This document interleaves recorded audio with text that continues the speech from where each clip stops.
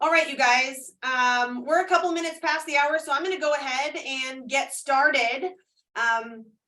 Today's call is being recorded, so we will share this with anybody that maybe had missed today, or if you want to share it with other people in your office, you are welcome to. I'm very much looking forward to this conversation. We are going to do Q&A at the end. So if you have questions, go ahead and add them into the Q&A section. We'll get to them at the end of this convo. But we'll start off just with quick little introductions from Gina and Jennifer with Athena. And I'll go ahead and turn it over to you ladies to get started. Okay, great. Well, thanks for having us, and hi, everybody.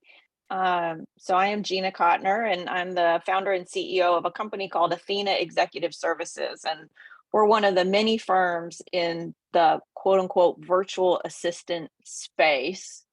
And just excited to talk to you about it, a little bit about what VAs can make possible, but also, where do you find them? How do you get them? How do you start with them? We can go all those different places today. It's just really my favorite topic. And I'm here today with one of my managers, Jennifer. I'll let her introduce herself.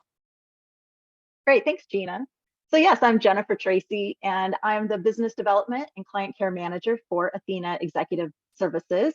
And I'm also very excited to be here with you. Having worked with financial advisors, I'm going to be very excited to jump into this conversation. Awesome.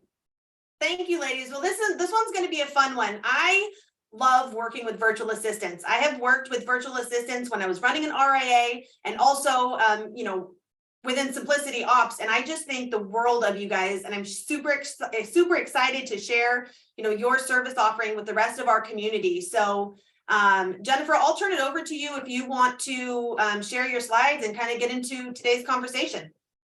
Great. All right, here we go, Gina.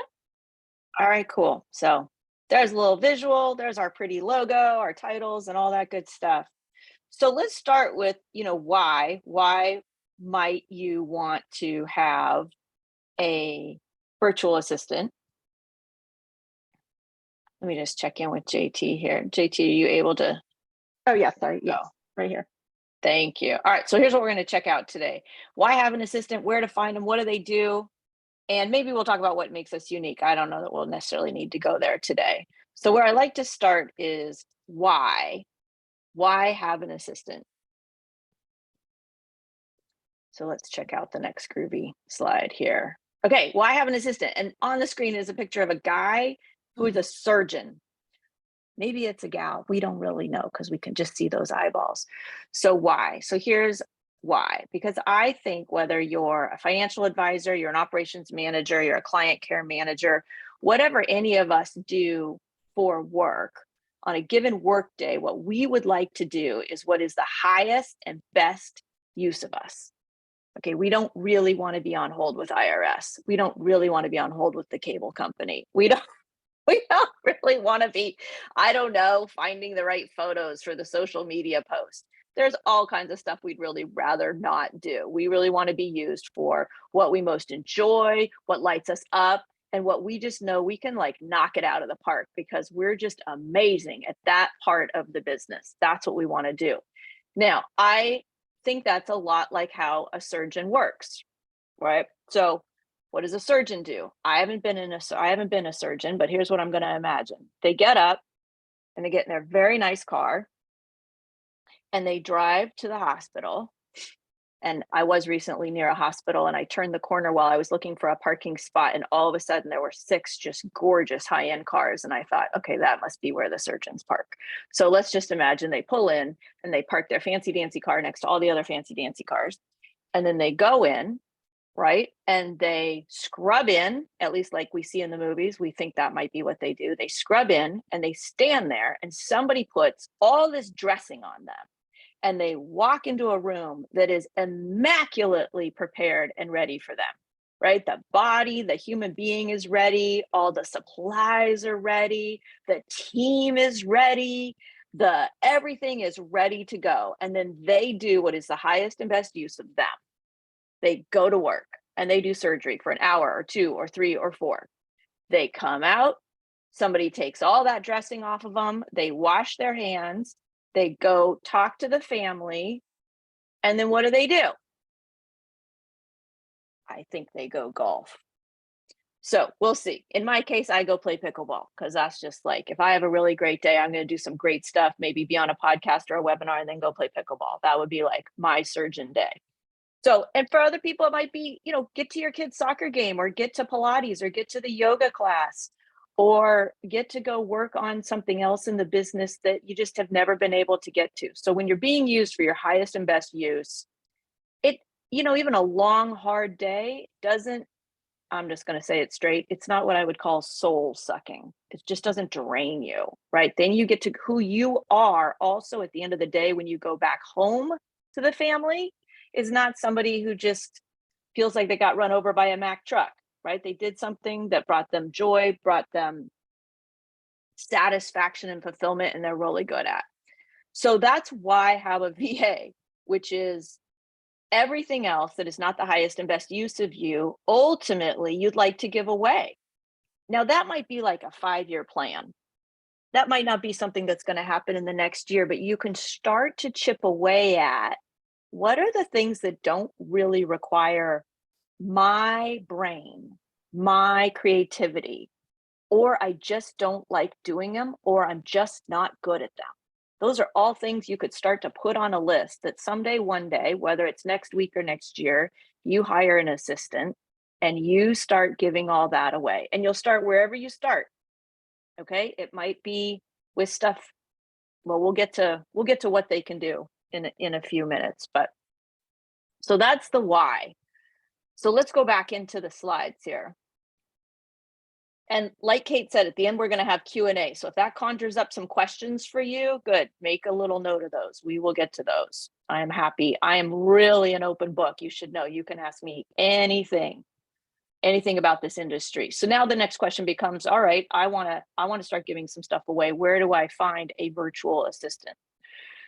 So the next slide really has the answer. Anywhere in the world. So this is the challenge right now. You can find a VA anywhere in the world. So I'll give you the 411 on the industry at large, or the 30,000 foot view. So we've got international VAs, virtual assistants in India, in the Philippines, in Argentina, in Pakistan, all around doing all kinds of stuff. And in the assistant world, in the executive assistant or admin assistant world, I would say it's very heavily in the Philippines, overseas, and that will be the cheapest way to go. So if you hear of a friend or you read in a book, oh my gosh, you can get somebody to work for you for $5 an hour. That's what they're talking about. They're talking about somebody in the Philippines, most likely. And that might work for certain tasks and certain situations. There's tons of liability with that. Sure. And I think a lot of that's probably obvious. And if you ever want to just find me on LinkedIn and talk about it offline, I'm happy to. I can tell you all the different stories that I've heard. Then we've got things like Upwork and Fiverr, right? Where you could find people to do a specific project, a specific task. Then we have US-based agencies, of which we are a part of. My firm is. So we find the people. We make sure that they're rock star quality. We pair them up with the right client, and they work part-time. So they work maybe 10 hours a week, 20 hours a week for people who need someone with a high level of business acumen and can be professional and can be polished, but you don't need that resource 40 hours a week. So you'd go to somebody like our firm. Now we have a lot of competitors and a lot of people in the United States that are firms that will have staff that are all from within the United States. That's going to be your highest priced product in the industry. US-based agencies who do the looking for you, the finding of the people, the managing of the people, and they give them to you for X amount of hours per week. They'll charge you either by the month, you'll buy a $3,000 a month package, or they'll charge you by the hour. They charge a lot of different ways. Again, if you want to do a deep dive, just find me on LinkedIn. I'll give you all the intel about that I know. Now, then there's a unicorn out there. And the unicorn is somebody probably sitting at their dining room table in Kansas City right now. They don't work for a firm. They're a freelancer. they're going to be not as expensive as a US based agency, but they're going to be really great. They're going to be really qualified. They could be certainly a really great match for you. The challenge there is you're going to have to go find that unicorn. Okay. So just like with anything, right? The more you pay, the less effort you yourself have to put in. So that's about where you go about finding VAs. So now we could look at what the heck could they do for me? All right, so we'll start at a high basic level. So I think our next slide has got this. What I call garden variety stuff. So that's where I can speak to garden variety, right? Which is managing your inbox, managing your calendar, managing the travel, managing social media, you know, and then all kinds of odd projects that just come up. I don't know. I swear, the amount of podcasting going on these days is crazy. Almost everybody on my team has learned stuff about podcasting because everybody wants a podcast. So all kinds of side projects that go on within the firm that take away from, again, the highest and best use of the advisor or the ops manager that is there. And then Jennifer Tracy's, she's been an executive assistant for a financial advisor. Over half of our clients are financial advisors. So over the years, many of our executive assistants have gotten very used to working in financial advisor firms. So I'm going to let Jennifer say a little more about what EAs do in that environment. Yeah, absolutely. I would say probably number one that we jump into is managing, helping support manage your CRM, whichever CRM that you're currently using, managing your tasks through there, workflows, uploading documents, client onboarding and so forth. We also, we've gone out of our way to become SEC compliant, or, ensuring that our EAs are familiar, that they're managing protocols, ensuring that they're up to date, with their computers. A lot of our financial advisors will set up a VPN or a remote desktop so that the EAs are not downloading confidential information onto their personal computer.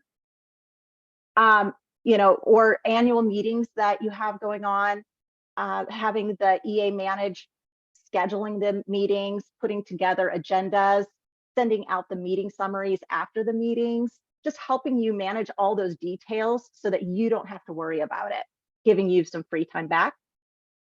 Again, any onboarding, if you have to have documents signed, sending those out through DocuSign, following up with your clients if they haven't gotten them back by a specific time, and then ensuring that they're filed in the correct places. Also, if you happen to have podcasts or anything along that, allowing your EA to support you on managing those workflows, scheduling the appointments, and whatever that might look like, social media around the podcast, or what other services you might be offering as well. So those are some of the main things that I see that EAs can support you with. I love that so much. And I want to chime in because I love what you guys do. And I come from an admin and operations background. And when I was very hesitant about the virtual assistant, because this is like pre-pandemic and we were so used to all being in the office together. And I thought, my goodness, how are they ever going to be as effective as like a full-time in-office teammate? And I had to open up my mind a little bit, but I swear you guys make such a difference. And just like you were talking about meeting prep, being able to take meeting prep and scheduling and managing our calendar off my plate freed up like tens of hours a week to operate in, I think, Gina, you said it to me last week, your place of genius, like do what you are truly good at. And I didn't, putting together agendas didn't need to be on my plate, and to hand that off to someone like you guys, oh my gosh, I just made a world of a difference. So I love it. And that's really great, Kate, on also bringing in having your EA support you on streamlining processes, right? Totally. So utilizing a tool like Simplicity Ops or other project management tools to streamline those things that might not even, or that might free up time for the EA to actually do the critical thinking with you as your full partner, and doing the looking ahead. So definitely.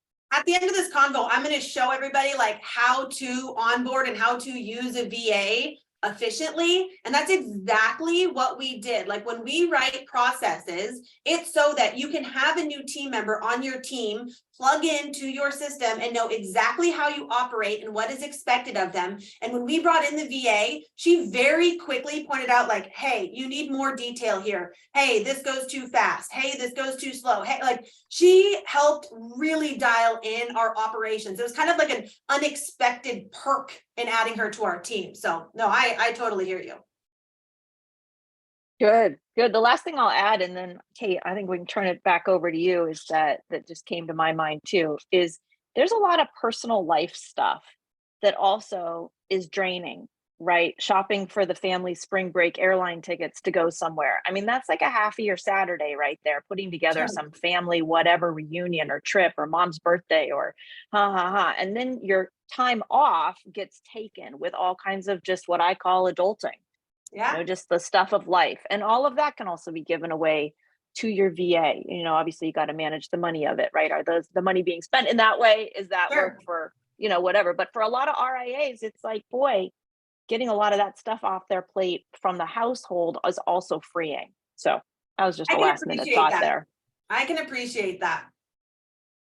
Well, very good, ladies. Did you have any other things you wanted to add, or I'd love to jump in and kind of share how I would incorporate you into my practice. And kind of role play here. Like if I was an advisor running an investment advisory practice, how could I plug a virtual assistant into my practice and start to dish things off and hand things off and write processes to help you guys be efficient and be effective, honestly. So I'm going to share my screen with everybody and pull this up for a second. Maybe. Here we go.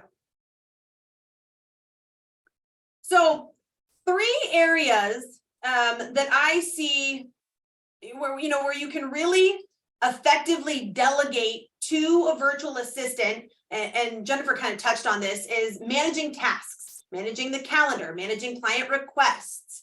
I want to show you how to communicate with a virtual assistant who, is virtual, not in your office, utilizing your CRM to kind of cut down on emails or text messages or direct messages. And then, by centralizing all of your task management with your team within your CRM, you have the ability to run reports, measure productivity, see what people are working on, be able to, effectively delegate. So I'm going to just jump straight into Redtail here and kind of give you an example of what I'm talking about. So if I were to add a virtual assistant to my team, I would onboard them just like, an in-office staff member. I would add them to my CRM in the hopes that they can help me manage my calendar. I would add them to, my system so that I could then task and communicate client service requests to that person. And I want to show you kind of what that looks like. And so at Simplicity Ops, we are firm believers that your CRM should be the hub of your practice to manage tasks, your calendar, your sales pipeline. And in an effort to use this tool efficiently, we're really big fans of templating and creating workflows to manage the repeatable things that we do.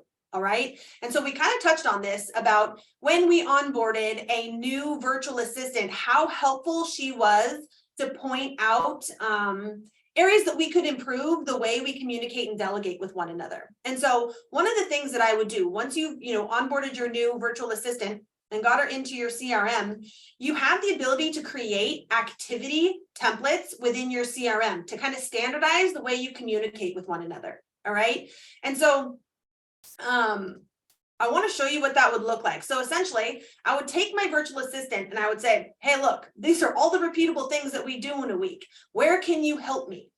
And look at things like, account closures or beneficiary changes or, the passing away of a client or opening new accounts, and get their feedback like, yeah, I can do that. no, I don't do check deposits because I'm not in your office, or, I'm not going to check your mail, or, do anything that requires someone being in person. But I'm not kidding. I beg to say like 90% of these repeatable things that we do, a virtual assistant can very easily do with like clear-cut defined instructions.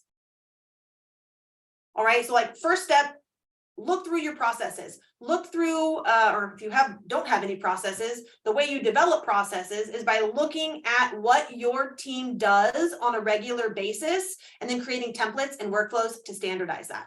And so I'm using Redtail to demonstrate this today, but something that I found super helpful when we went through this exercise is basically we looked at our team's weekly tasks and said, yep, we do this regularly. Yep, we do this regularly, to develop our list of activity templates. And so I want to explain something really quickly, the difference between an activity and a workflow, because we use the two in combination with one another. But essentially an activity is the call to action. Hey, Jennifer, I need you to open up a new account. All right, that's the call to action. How you execute that request, like the chronological timeline for preparing paperwork, sending it out, getting it back, submitting it to the custodian, that is a workflow. And the sweet thing in Redtail is you can create automations so that if I were to task Jennifer to open a new account, it would automatically launch our new account workflow that would tell her exactly how to execute that request. Okay, but the first thing you need to do is figure out what should your activity templates be and what should your workflow templates be. And I've put together a list of examples on our website. Under the resources button and free downloads, you can see all of my examples, but I want to show you, once you have figured out what you do that is repeatable, I want to create those activity templates. And I want to loop in my virtual assistant. So here's my list of activity templates. And I would say, all right, Jennifer, you and me, let's hack through this. Like, we need to divide and conquer here, and I could use your help. And you're going to say, yep, I can do account closures. Yep, I can do address changes. Yep, I can do a beneficiary change. And I say, my hope in creating these templates is for you to not need to come back to me a second time for additional detail. So I want to write these templates with as much detail as you need to like be set free and do your thing. So I would open these up and I would go through and I would say, all right, for this example, let's say Courtney's my VA. All Benny changes are going to go to Courtney. All right. They're always going to be put in as a task. They're always going to be tied to the Benny change category, because within Redtail, kind of getting into the weeds, the activity category will automatically launch this corresponding workflow. And then I need Jennifer to tell me, like, what do you need from me in this activity to do your job? And she says, okay, well, I need to know who the current Benny is. I need to know who the new Benny is. I need to know their social, date of birth, blah, blah, blah, blah, blah. Basically, Jennifer, you're the paperwork preparation expert. What do you need to create that paperwork? All right, so you need to document your processes. You need to, collaborate with your virtual assistant, who's an expert at this stuff. In my experience, you guys know this stuff better than anybody else. And they can tell you exactly what needs to be included here to cut down on unnecessary external communication. I'm communicating all of this to my VA within your CRM. I want to show you what that looks like before I dip into workflows. And so, Jennifer is not a real live user in my database, so I'm going to use Courtney as an example. But basically, when I add an activity, your templates live up here, and I'm going to select, let's say we need to do the Benny change as an example. All right. For my client, Maggie Investor, if you've attended any of our other webinars, you've probably seen the importance of having all these fields filled in. And the beautiful thing about using templates is it pre-fills a lot of it for you. So the call to action is we, need to do a Benny change. The start date is going to be today. I need Courtney to start working on this today. It pre-filled that this is a task, and it pre-filled the category, which is going to fire off the corresponding workflow. It pre-fills Courtney as the attendee because she's the person on my team now as my virtual assistant that is going to be doing these requests going forward. And then I'm going to open this guy up. And I want to point out another couple of cool key things. This is telling me, confirming that in fact, it is firing off the Benny change workflow via an automation that I've created.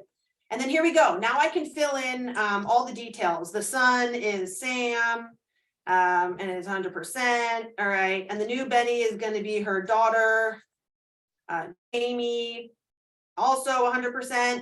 Yada, yada, yada, right? And so now I can communicate to my team member exactly the conversation that I had with the client and the details that she needs to execute this request. It's also important in an effort to cut down on external communication to know, like, what is the expectation? When do I need to get this done? Right, Jennifer? I imagine you'd like to know so that you can budget your day when I told the client this would get done. So, they're expecting paperwork for a Benny change, right?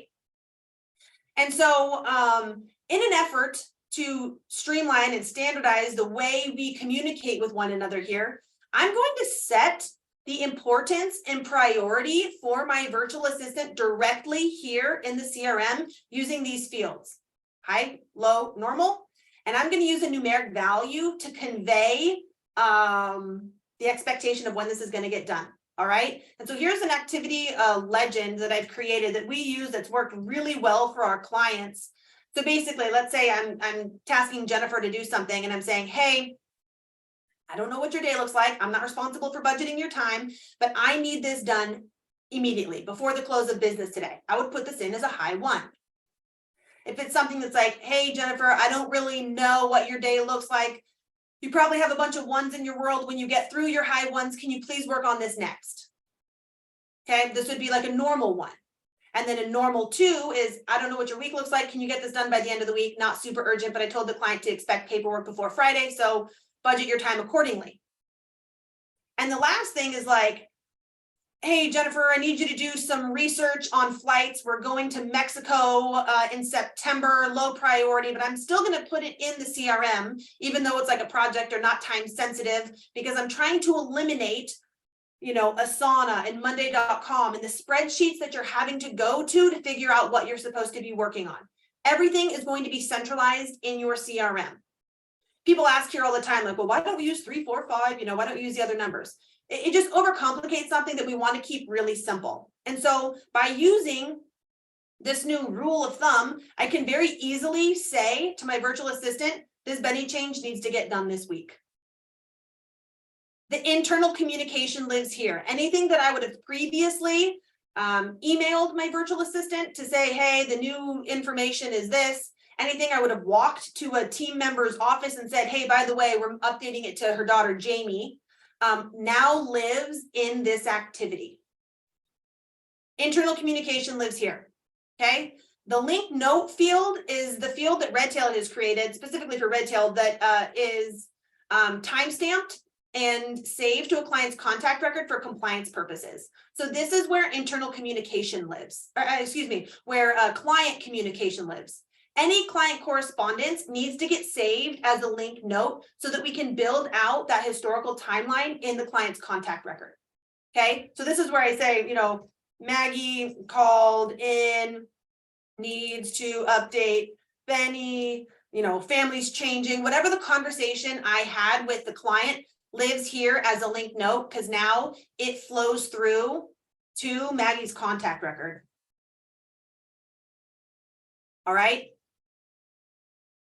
And so the reason I bring this up and the reason it's important is especially when you have people on your team that are not in your office and part of the day-to-day communication, we need a centralized place to be able to see what's going on. And this includes developing workflows. So having an activity template is all great, but there's no chronological timeline here or checklist or standard operating procedure now for my virtual assistant to follow. Like, she doesn't really know how we serve our clients unless she follows a workflow or kind of a checklist, right? So I'm going to go to Maggie's contact record and show you something really sweet. Because I added that activity from a template, it automatically launched the Benny change workflow.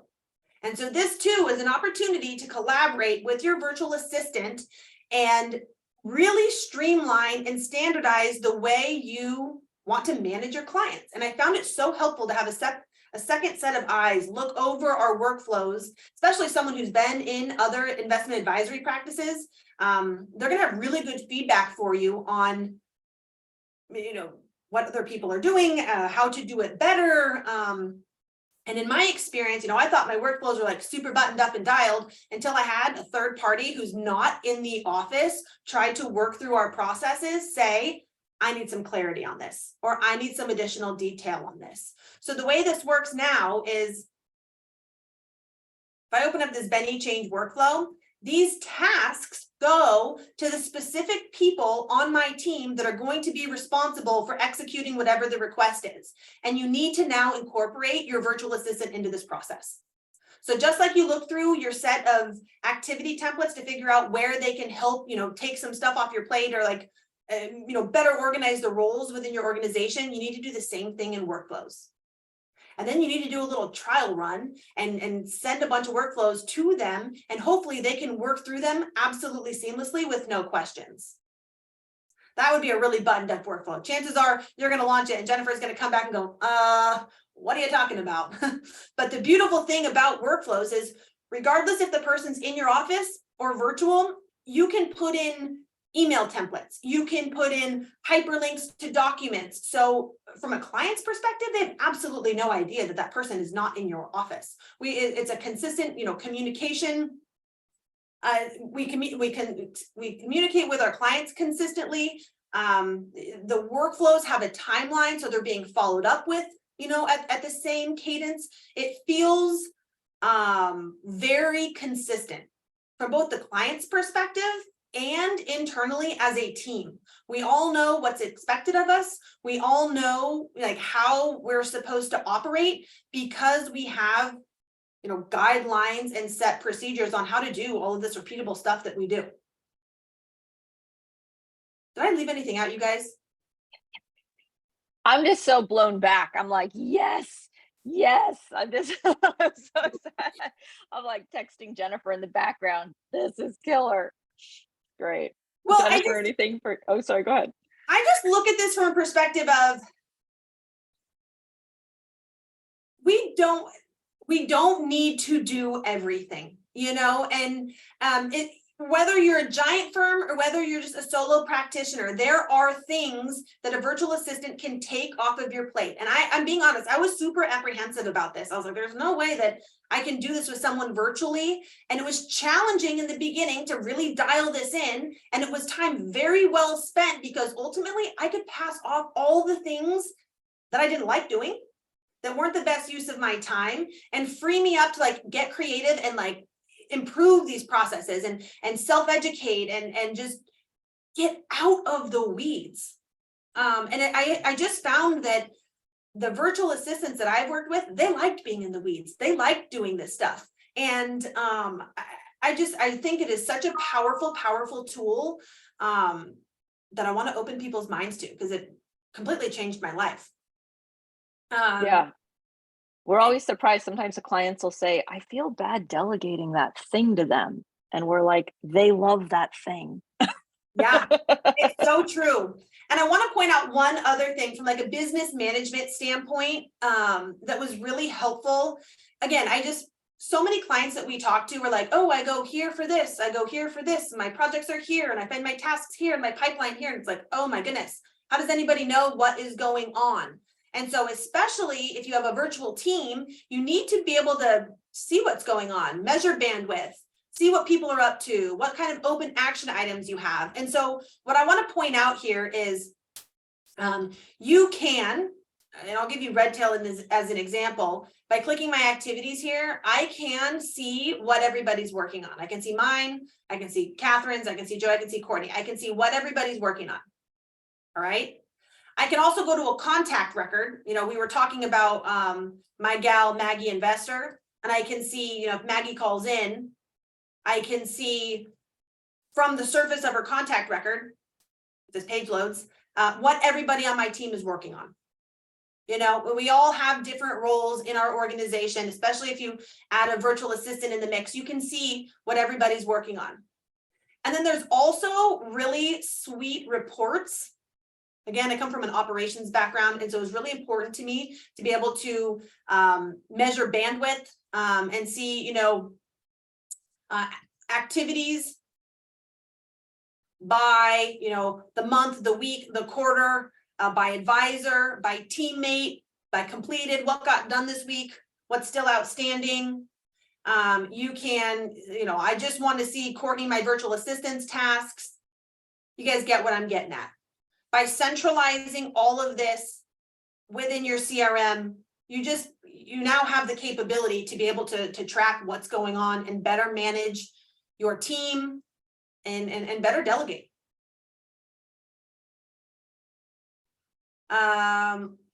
Ladies, did I leave anything out? I think we took a pretty deep dive there.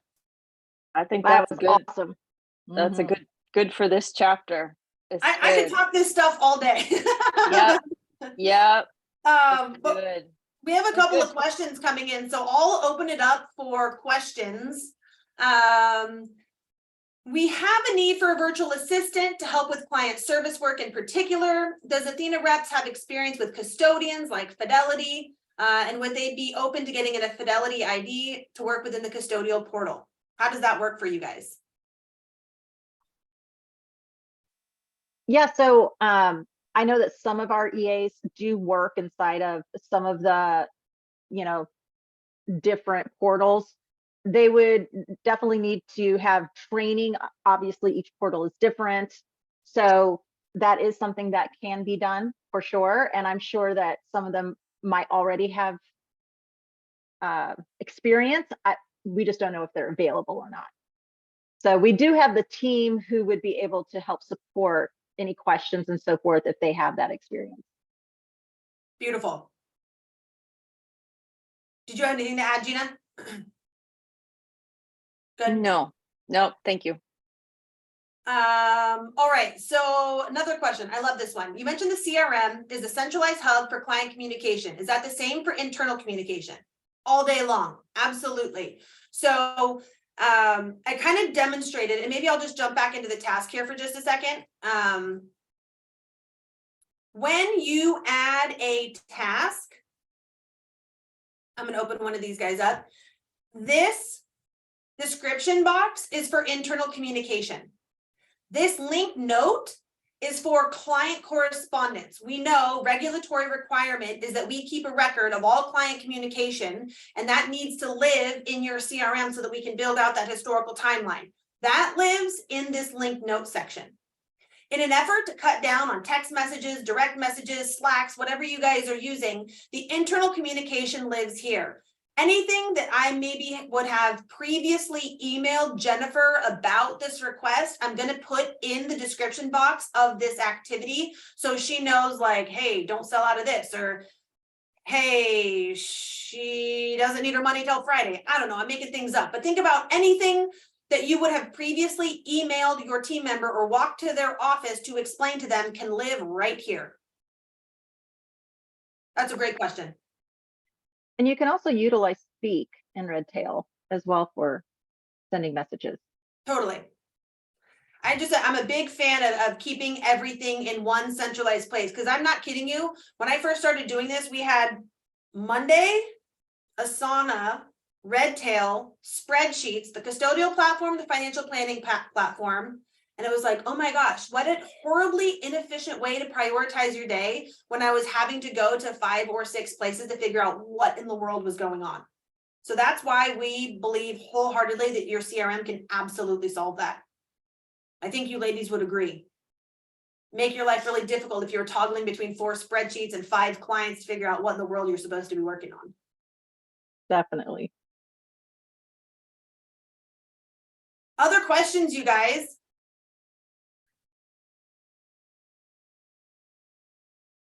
This is a fun one. And so I'll leave it open for a couple more questions here, but I think I've made my point pretty clear. Especially I think we all learned after the pandemic that we don't need to all be in the office to be effective and to serve our clients well. And the idea of having a virtual assistant that, specializes in this stuff, that honestly can help with just about anything that is on your plate that doesn't need to be. The other thing that I loved when I worked with a virtual assistant is they never took a day off. There was always someone to help support me. Like we never skipped a beat. And part of it is because we had documented processes, but there was always someone that could help answer my question. They operated as a team, and I just found that so valuable. So, I mean, I can't say enough good things. I appreciate you guys so much, and you made a massive impact in my life. Good, good, good, good, good. Thanks, Kate. You bet, you guys. If you guys have questions, I saw someone was raising their hand. Go ahead and pose them to the Q&A box. What advice would you give a VA who's new in the role? How to support and build confidence in advisors to delegate? Ooh, those are good ones. Yeah, I was going to say we should do a whole other webinar on how to delegate effectively. We'll do delegation training next time. But the first, say the first question, the first part there again. So the first question is, what advice would you give a VA who's new to the role? All right, so the VA's new with you. Yeah, well, and I think it kind of what I'll share answers the second question too. And Jennifer, feel free to chime in, but it's, you're building a relationship, right? A brand new relationship. And you have the opportunity, partly because you're in business, right? You're not dating, but it's kind of like dating, and you want to skip the honeymoon phase. So, in the honeymoon phase, it's like, I never say anything rude. I make sure you like everything about me. I'm trying to really impress you. You're trying to impress me. Make sure I really love working for you. So you don't really want to be too firm with me, or you're not really going to correct me too much, because we all want to like each other.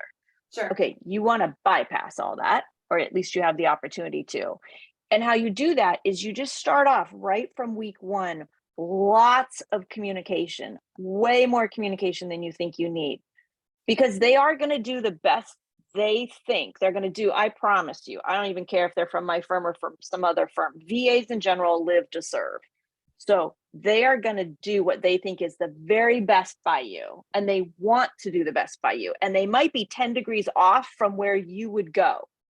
And if you don't course correct quickly, that ship that was somewhere near Kate in San Diego and it was pointed for Tokyo ends up in Sydney. Mm-hmm. Because in the beginning, I didn't want to correct too much. So keep the affinity in, right? You don't want to be a jerk with people, but you do want to really watch out for, oh, Jennifer, okay, I'm so glad you tried that. Okay, that's not quite what I want.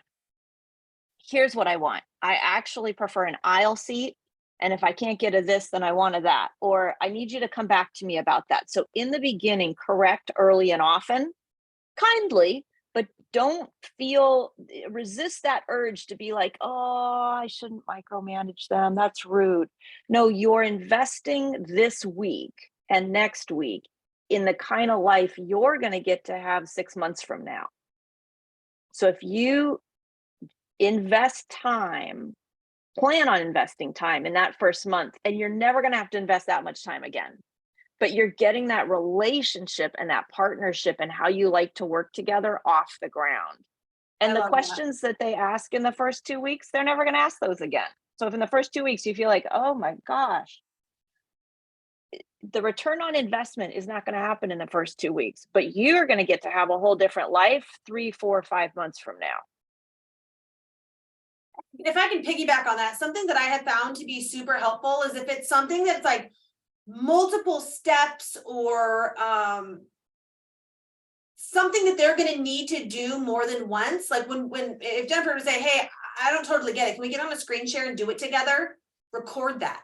And now she has it forever. So if she ever needs to reference it, my team has been really big on recording things. And I can't tell you how often I go back to them. Like, we should really only have to explain these things once. And we have the technology to do that.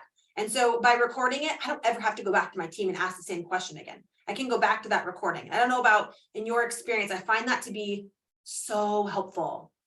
Yeah, recording is great. I mean, I trained Jennifer in being our biz dev manager, and a lot of it was recorded conversations, and wherever I could bring her into something live. Yeah. And then there's the other side, like, how good of a delegator are you? You're going to become a better and better delegator. You're going to become, and where to start in building the confidence in regard to what Lisa's asking, you're going to start with what you feel the most comfortable with. Okay. And that's going to be different.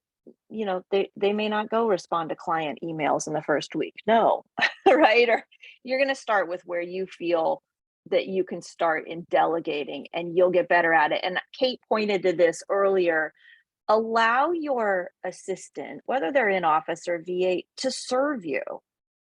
I would stay open to their contributions, because they're not only going to do tasks for you, but you want them to be like a shoulder to shoulder partner. And if you let them provide you feedback and you're not offended, and you're not, I ran this company for 7 years, and then I got a new ops manager, Dorian, and she's like, Gina, we really need to be doing this way. Now, it's not how I've been doing it for the last 7 years. And I had to be open to, like, okay, I should listen to her. She's 15 years younger than me. So I should probably listen and not be like, but I've run this company on the same spreadsheet for 7 years, right? So be open to letting go and let them contribute. You may not be a yes to everything, but they may be like, hey, we should do this and try this. And if you can, do it and try it. And in my experience, at least the virtual assistants that I've worked with, they've been in so many more offices than me that it was like, oh my gosh, I would have never thought of that. How creative. Like, let's give that a try. And then just piggybacking on what you said, like, delegating is hard. I'm guilty of it. It's very hard. I'm kind of like, if I want it done right, I'm going to do it myself. But no, like, if I wanted it done right, if I want it done my way, that's not saying that's right, document it and hand it off to somebody else, and trust that it's documented well enough that they can do it. They can do it as well as you could, because you have your clear cut instructions. And that's why I love templating things. And that's why I love workflows, because it doesn't matter in the client's eyes. It doesn't matter who solves the problem, as long as the problem is solved. And the person solving the problem just needs the tools to be able to solve the problem. Delegating's hard. It can be, yeah, and you'll get better at it. You'll get better at it. Jennifer, anything you'd throw in the mix there? The only thing I would add in is, just creating the space for them to ask the questions, and consider if they have the questions that whatever might have been delegated to them didn't land, right? So allowing them to do that. And I mean, you guys did a really great job covering most of that. So that'd be the only thing. And you know what? Taking the time on a regular basis of just checking in, is there anything that I can be doing differently or better to support you? Having those conversations, opening it up to allow them to also ask you the same questions, so that you can have an open conversation on what's working and what's not working. We also involved our virtual assistant in our Monday morning team huddles. So she dialed in, so that if we're making decisions or we're shifting processes, she wasn't like the last man to hear about it. She was very much involved in our, we treated her just like a team member. And I mean, it just worked out very well for us. So I'd love people to be open-minded to this solution.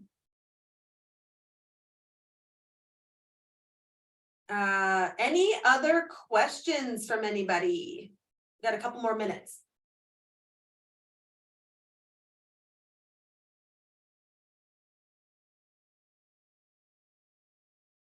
Euler. Well, good. I hope we covered a lot. This is a very fun conversation for me. Again, I could talk RIA ops all day long, and it's nice to get to collaborate with people like you guys that totally know what I'm talking about. So if there's no more questions, I'll let everybody get back to their day. Gina and Jennifer, it's been an absolute pleasure. I would love to do this again and just do a workshop on how to delegate and talk about how to use your guys' advice to just create efficiencies in a practice and get things off of people's plates, so they like the surgeon example that you gave, they can operate in their place of genius. Great. We look forward to it. Yes. Thank you, ladies. Kate. Yeah. Thanks, everyone. Great to see you guys. I hope you have a good rest of your day, and we'll see you soon. Thank you. You bet.